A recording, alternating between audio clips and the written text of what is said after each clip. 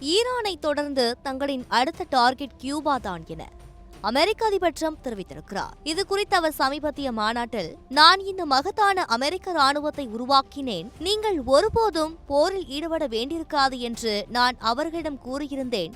ஆனால் சில நேரங்களில் ராணுவத்தை பயன்படுத்த வேண்டியுள்ளது. சொல்லப்போனால் அடுத்தது கியூபா தான். கடுமையான பொருளாதார நெருக்கடியை கியூபா சந்தித்து வருகிறது. கியூபா அரசாங்கம் வீழ்ச்சியின் விளிம்பில் உள்ளது என்றே நான் நம்புகிறேன். அந்த நாட்டுக்கு எதிராக அமெரிக்கா ராணுவ ரீதியிலான நேரடி நடவடிக்கை எடுக்கலாம். எனினும் ராணுவ மோதலை தவிர்க்கும் நோக்கில் அமெரிக்காவுடன் தங்கள் நாடு பேச்சுவார்த்தையில் ஈடுபட்டுள்ளதாக அந்நாட்டின் அதிபர் மிகுவல் டியாஸ் கேனல் ஒப்புக்கொண்டுள்ளார். பேச்சுவார்த்தையின் இறுதியில் கியூபா நட்பான கையகப்படுத்தலுக்கு உள்ளாகாமலும் போகலாம் என்று இவ்வாறு பேசியிருக்கிறார்.